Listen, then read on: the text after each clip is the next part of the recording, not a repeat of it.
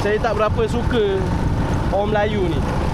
Okey korang, bersambung semula. Tadi habis bateri Osmo dia habis. So ni kita nak hantar last order sebab saya nak balik lah.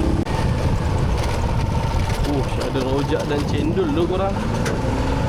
Layan ni tengah-tengah hari macam ni kena rojak dan cendol kan. Kalau korang nak buat konten macam saya buat ni juga, korang boleh beli DJI Osmo Nano. Nanti saya letak dekat beg kuning saya. Sebab video ni saya akan post dekat YouTube, Facebook dengan TikTok. Maximum dia punya resolution 4K. Boleh 4K 60 fps. Tapi macam yang saya rakam sekarang ni, saya pakai 1080p je. Kalau 4K tu macam terlalu sharp sangat. Saya kan satu je lah, saya tak berapa suka orang Melayu ni.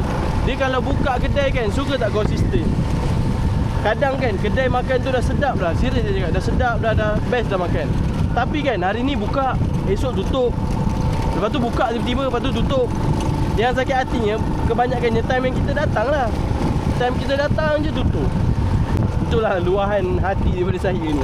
Saya minta maaf, saya rasa tadi laksa tadi tutup tu.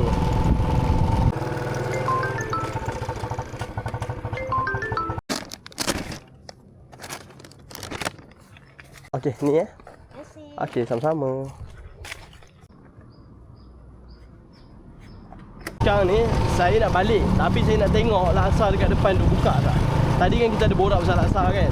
Kalau tak ada kita balik. Kecewa lah tutup. Okey orang, kita jumpa dekat kedai nasi ayam. Tapi kali ni bukan nak pick up order, kali ni nak bungkus, nak tapau.